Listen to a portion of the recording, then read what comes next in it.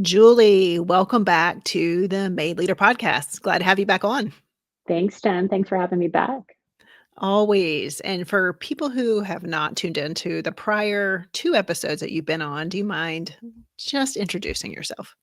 Sure, absolutely. My name is Julie Binter. I'm a leadership coach and consultant based out of Phoenix, Arizona.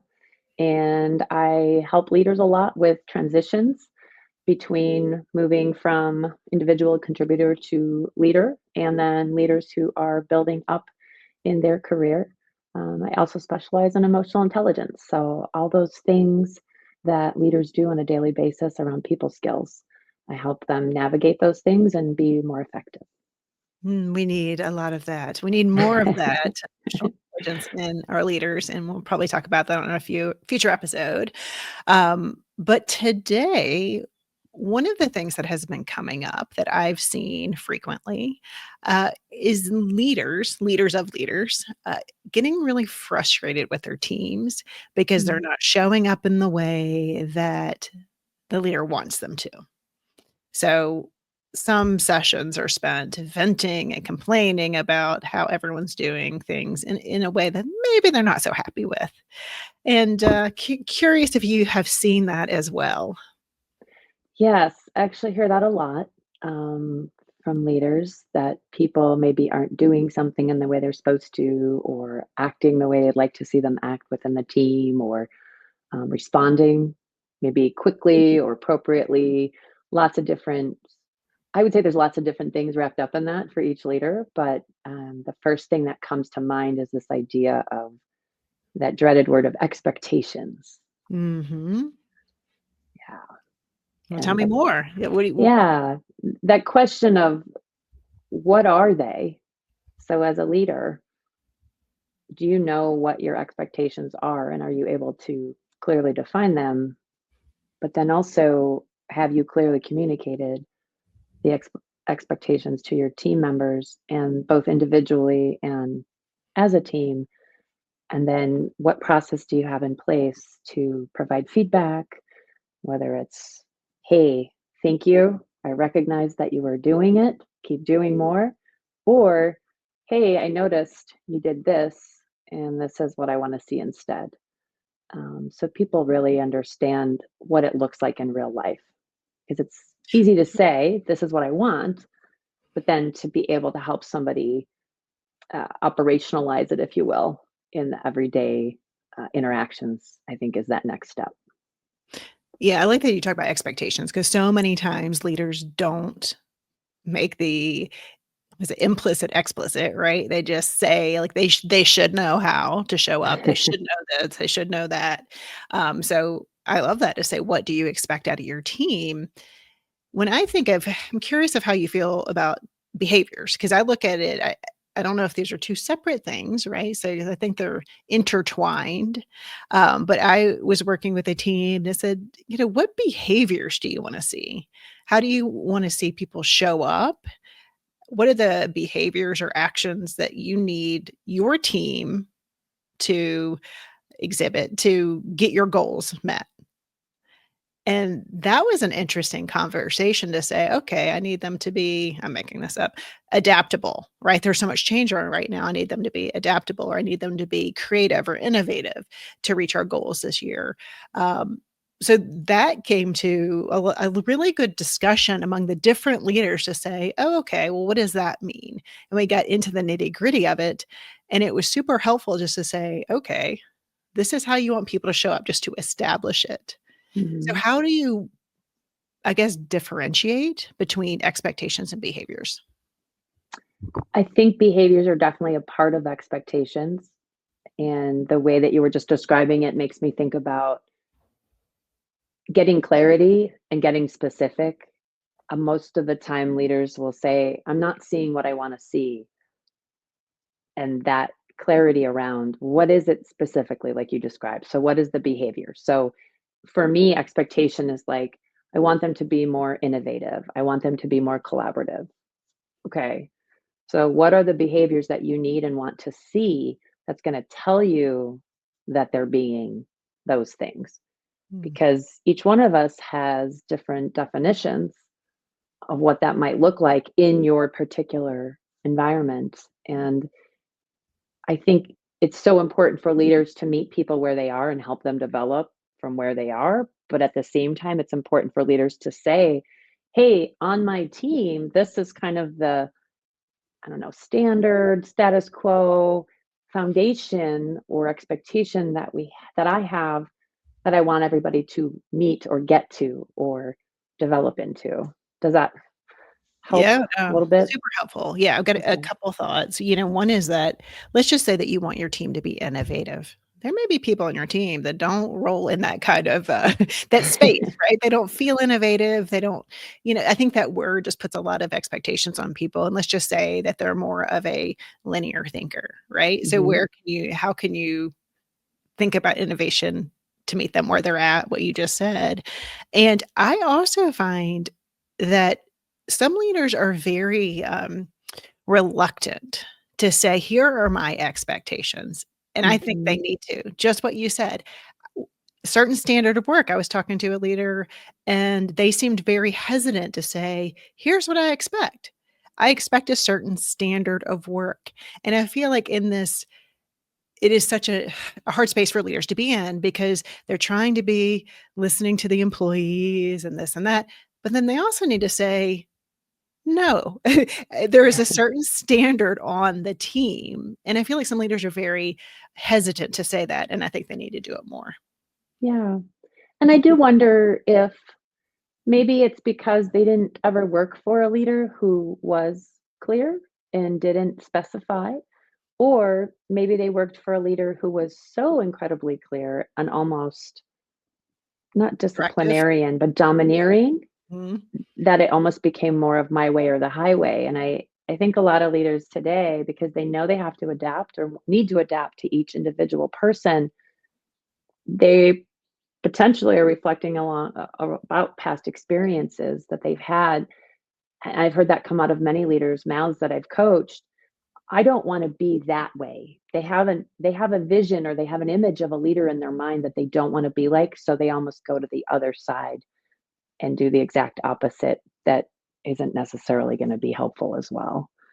Yeah. Yeah, I think that's a fair point. They haven't seen that vision, or they haven't seen that leadership style be successful, right, in the past. Yeah. And it Yeah. it's hard to do, you have to get a feeling of it, but, as we've said probably many times is, we hear clear is kind, so the more clarity you can bring Yes. to it, but who wouldn't I don't know, I'm just thinking, I like to know where I stand on things, like, Yeah. if someone just says, "Hey, here's what the standards are on the team, here's how we want each other to show up with each other," like, I find it super helpful, and then let's just say you don't like that approach, at least you know the approach. You can choose, not everyone has a choice, but you can choose, "Hey, maybe this team isn't for me in the long term, in the long run," right? That I can do it for now, but maybe I need to look elsewhere if that's not the behaviors that you want to show up with, right? Yeah. Or you can negotiate the different you can negotiate the meaning of what those expectations or what that vision is for the leader, because I've definitely been on teams in the past where the leader says, "This is what I want." And I don't know if you want to call it managing up or just getting clarification, but as a member of that team, I really want to know more about what that means. And sometimes, and hopefully, a leader is going to be open to hearing, well, this is the way that I define it, or this is the way that I think I show up in that way. It could potentially open up the leader's mind about, oh, maybe there's another definition, maybe there's another behavior that I can bring into the mix because of this person's style. Because you Mhm. don't want your team to become automatons. You don't want them to just stand and file, right? And just be a widget. But at the same time, I think there's a place for flexibility around Mhm. the expectations, but I feel like it definitely needs to be a discussion versus a mandate. And maybe that's where you were talking earlier about leaders kind of struggle with it, is they feel like it's some sort of decree or mandate. And it's, I think of it like a starting point, like, hey, this is what I want to see. How can we get here? What do Mhm. we need to do differently? What do we need to do better? What can we help each other with so that we can get here? Yeah, or even bringing Um, them into those conversations that, "Hey, we're trying to reach these goals this year. What behaviors do we all need to show up with each other to do?" yeah, Right?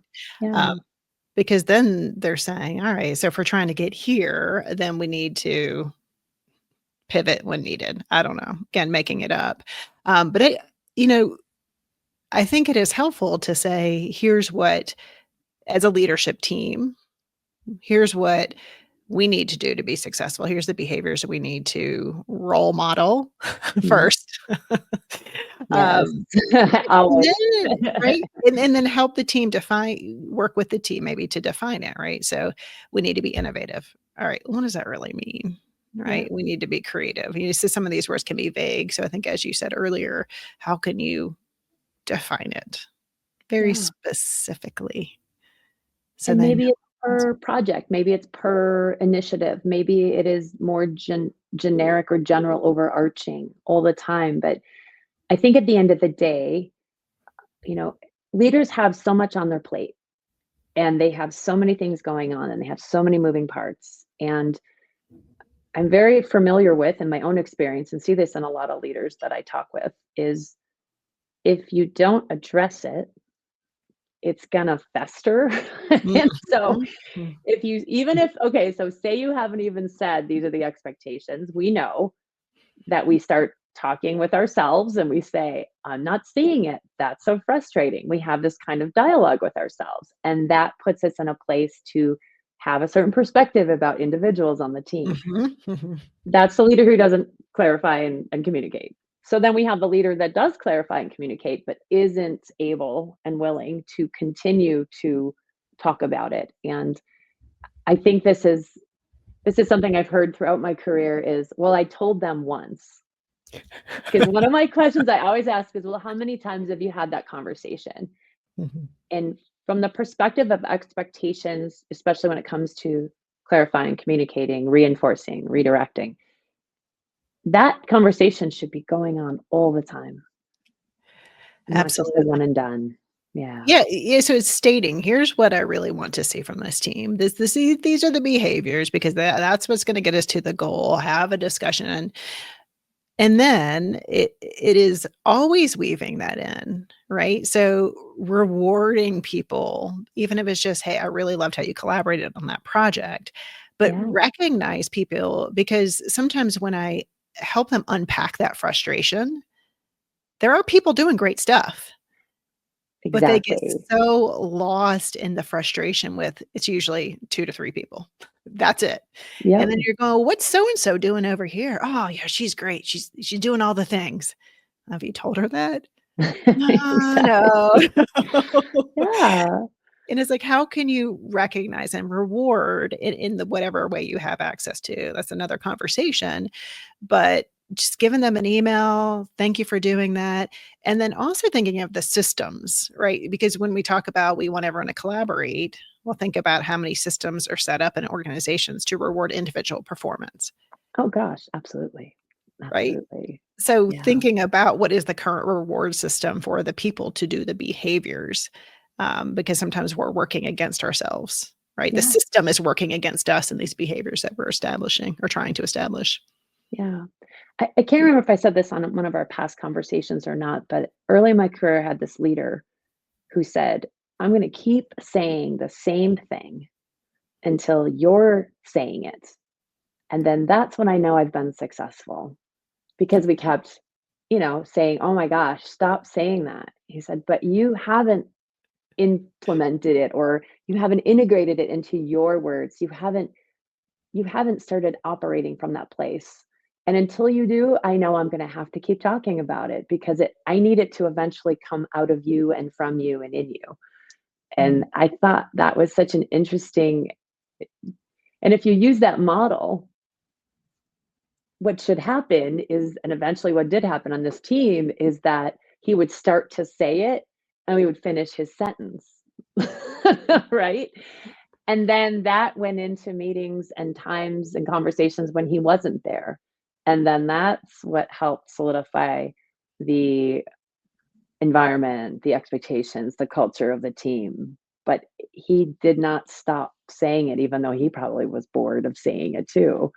Well, But that's just he wanted it. to make sure we got it. Yeah. Yeah. Yeah, Yeah. we think that we tell them, like I always come back to my children in these conversations. I really need to stop, Exactly. but, like, I tell my son every Wednesday night, "You gotta take the trash out. It's trash day tomorrow," and he acts like it's a surprise each time. I'm very sick of saying it, but I know there's my time. I gotta tell him, "It's time to take the trash cans out." Like, until that behavior starts happening, or I love that your leader said, "Until you start saying it, we're gonna keep doing it, right? I'm gonna keep saying it." Exactly. It's really consistent leader. Well, and it made us laugh and it kept the Yeah. humor, it kept it light as well. Mhm. Because I think sometimes what can happen as well, if a leader's going to keep repeating it, it's very easy to see if they're frustrated. And he always would come at it from a place of lightness and say, Mhm. you know what I need, you know what we want. I'm not seeing it. And it would be like, yeah, you're right. Like it, but Yeah. it's Yeah, because he was communicating it on a regular basis when he did bring it up, or when we did get called out, if you will, that it made it funny versus if a leader approaches it in a different way that isn't from such a positive place, then it can become, oh no, here we go again. And then mhm. that creates those other feelings and those frustrating, potential frustration and annoyance that aren't going to be productive. Yeah, I mean, you can make any of that fun. Sounds like you've had some good leaders in your day. I've been very lucky. I've had some great leaders. Well, Yeah. just thinking about, even just the standards of when do we start meetings? Are we starting meetings right on time?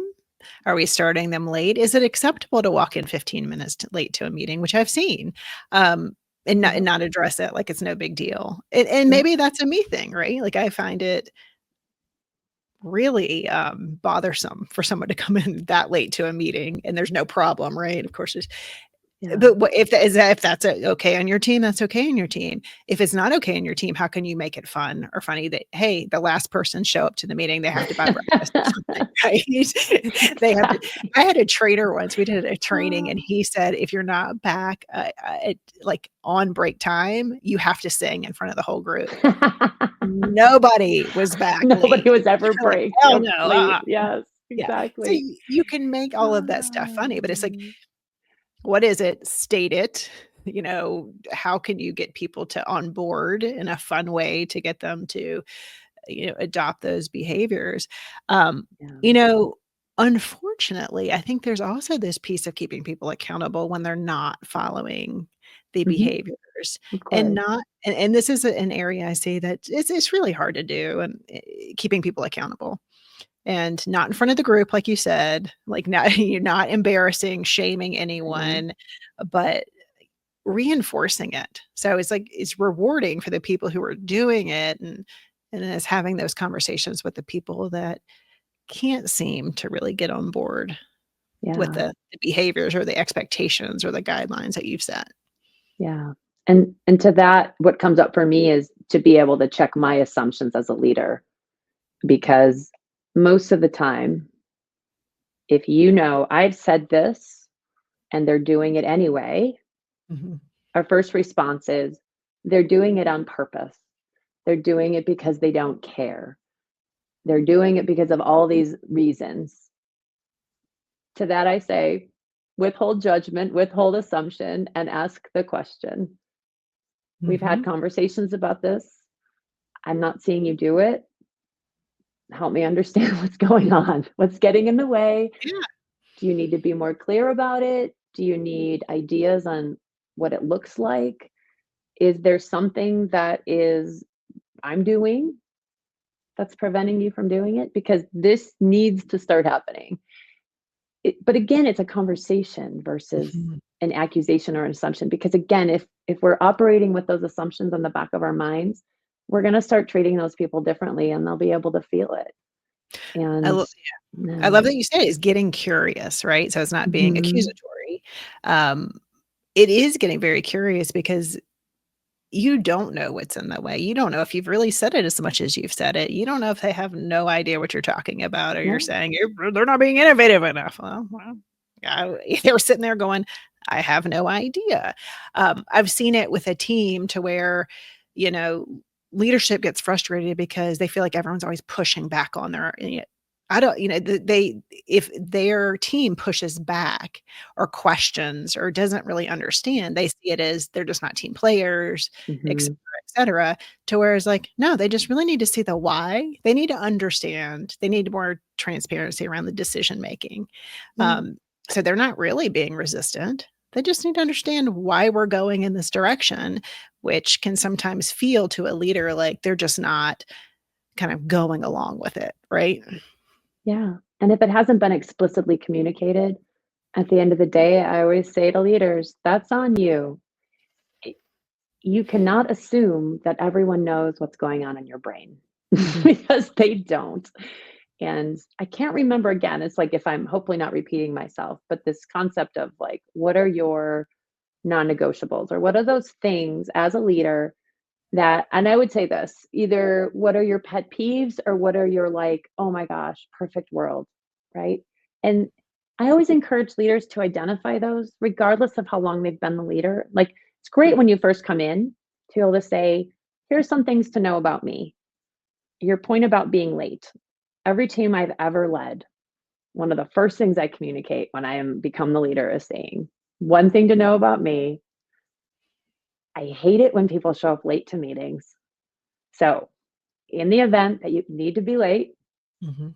I want you to let me know ahead of time if at all possible, or I'd like you to have a really great reason why you were late and be able to share that with me because Right.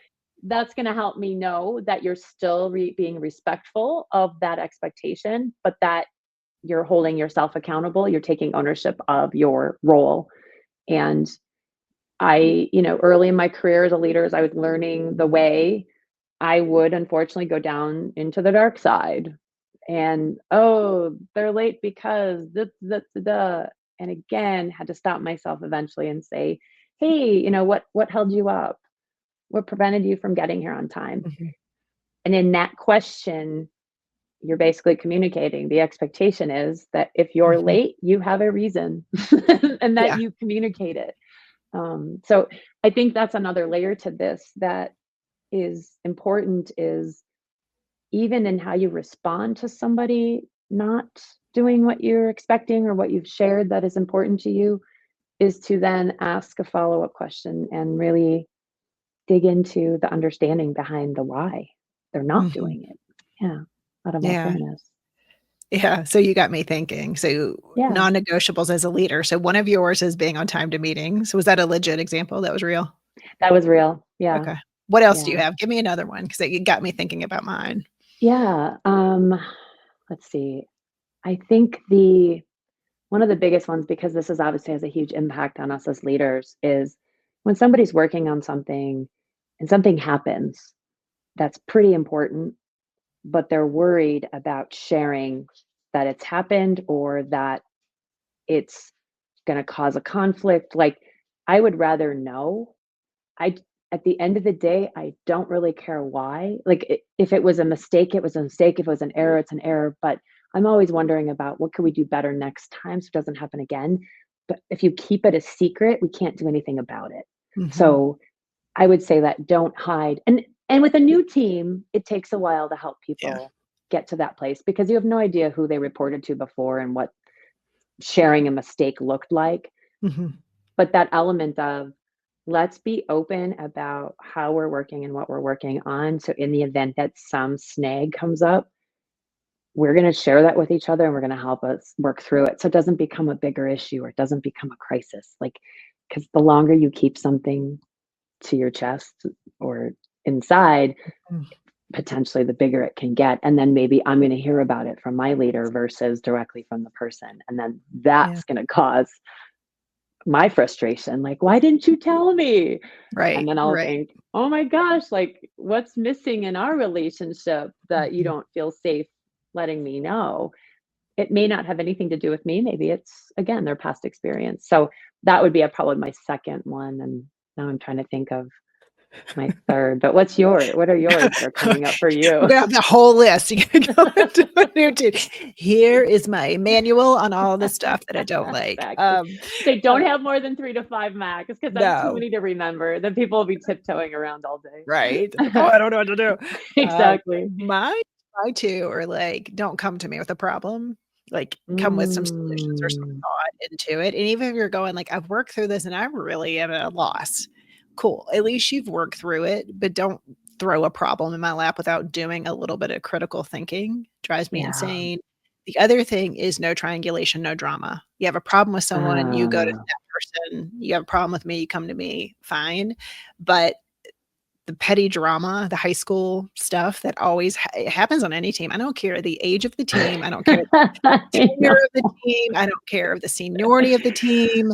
Sometimes teams are like high school, and I have no tolerance for it. So I'm getting worked up right now. Yeah, I can It's see just that. it's just ridiculous. Uh, It's like I'm always for saying the things that need to be said yeah. and getting it out. But those are the 2 things I'd say were non-negotiables for me as a leader. I don't think I was very explicit with it. I remember having some problems on my team where I was like, "Oh, so and so said this," and I remember having to deal with it. And yeah, so I'd say those are my 2. But I think if leaders can come out to say, "Here are my 2 non-negotiables. Here are my 2 pet peeves, if you will. Like, I don't wanna have Yeah. this happen. Like you said, not a whole laundry list, but maybe like 3 max. Couple. And really be honest with yourself. Like, this is an exploratory exercise anybody Yeah. can do as a leader or as a team member too. Like, at the end of the day, what would just really tick me off? Mhm. It This is that idea of that talking about the water that we're swimming in. Again, like, we don't typically talk about what we Mhm. need and want from each other. We just, unfortunately, maybe wait until it becomes a conflict or an issue, and then we learn, "Oh, I didn't know that you didn't like that," or, Right. "I didn't know that was so important," because probably it wasn't that important to me, or maybe that wasn't my identical pet peeve. Yeah. Or and I will Right. say, for those of you who might be listening that feel uncomfortable with focusing on the negative, I like to also offer the opportunity to say, in the perfect world. So my perfect world as a leader is this. These things are Mhm. happening. So you can reframe that everyone shows up on time. And if they can't, there's a reason. Or when a problem arises, that you communicate there's an issue, right? So you can communicate it in either way, but I Yeah. think it's really depends on the leader and how they show up, and what frame of what their perspective is like and what they sound like, so it sounds authentic. Yeah. Yeah, I interviewed a leader, Lexi B. It's a podcast. I can link it up in the show notes. But she talked about how her non-negotiables are respect everyone. Like she called it home Mm. training. Like you like do not go out and embarrass me, right? In there, you respect everyone. I And then love secondly, it. was the same thing you said is tell me if there's a problem. I Yeah, don't need to hear it from anyone else but you, right? So I think being that clear with it is really helpful so people know what to expect. yeah, But, we've talked about let me summarize what we talked about, and then we can just say if there's yeah, anything that we're missing.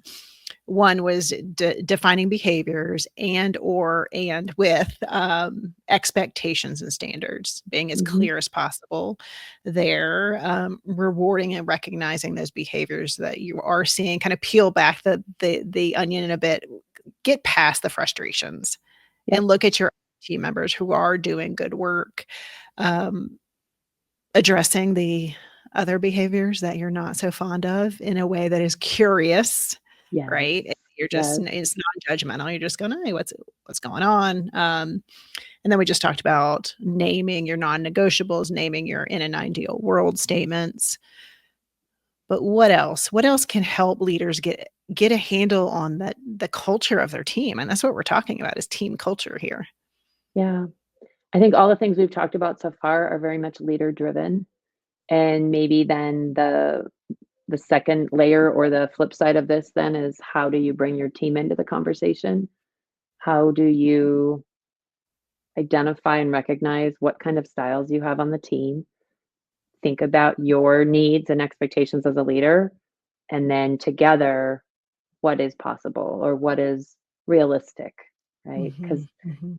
I might want to have, you know, I might want to have all of me's on my team and have everyone operating and existing in just the way I would. But I know in reality, that's actually not really in any way, shape, or form a benefit. It's actually a Mhm. curse. And the more diverse my team is in terms of anything, Yeah. whether it be styles, perspectives, life experience, age, gender, whatever it is, it's so important to have lots of different minds coming to the table. Mhm.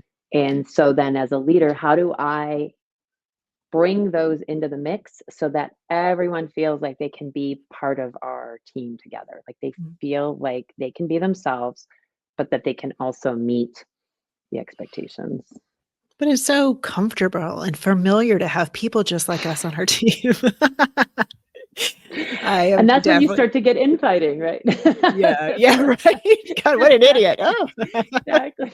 Why isn't she doing what I want? But yes, I've definitely fallen Oh, into that trap as a leader, getting the people that are just like me, until I yeah. realized it. A lot of it's in retrospect, not during it. Um, you know, when you're bringing up the team, I think, you know, I've mentioned this before, but just want to put a fine point on it is to bring the team into what behaviors, what expectations, and I'm kind of going back to the behaviors, are going to help us reach our goals. If you have team goals and everyone's, you know, stacked hands on these are our goals, this is what we're trying to achieve for the organization, how are we gonna get there? And part Mhm. of that is the culture we work in, the water we swim in, and the behaviors and how we show up with each other. So I think inviting I Absolutely. love that you brought up the team piece is like inviting the team in and saying, how are we gonna get there? And then they can see it for themselves, get to work through it themselves as well. Yeah. I think a lot about when, and I don't know if this has been your experience as well. So when I do a training or I facilitate an engagement or a meeting or have a group of people together, I always like to ask at the beginning, what will make this worth your while? What Mhm. things do you need to have happen, or what conditions do you need to have in place for you to feel like it was worth it, that you can participate, that you're here with us? And I kind of see that model. You could use that same model as a leader, right? Mhm. We're a team. And you can do this every single time a new person comes in if you want, because you're adding a new style Mhm. or preference or mindset to your team. But it's just saying, hey, we're a team. What do you need to have in place in this team to make it feel that it's working? You know, at the end of the day, when you look back on this team, what do you want to have happening in this team that you say, wow, that was a great team? Right? What are the conditions? What are the behaviors? What are the elements of our team that we really want to have to make this a great team in the way that we see the world? Yeah, Because I it's like not a that. one size fits all. Yeah, I think that's a powerful question, a couple questions you can ask the team, and I think it's important as new people come on because that changes your dynamics, that changes your culture, um, and you want it to, right? Like, you want well, not always. I just Yeah, talked myself out of that sometimes. one, but it inadvertently, new person brings new dynamics, and you Oh, need to at yeah. least Abs pay attention to absolutely. them shifting, right? And what's Yeah, good to shift? What can that person bring to enhance the culture, right? yeah. And if you have some, if you kinda going back to what you said of the teams you've had where there might have been some conflict or some, you know, messes in between people, I think what it does is by having that new person come in and then re-having or having the conversation again about who do we wanna be as a team, kind of refreshes.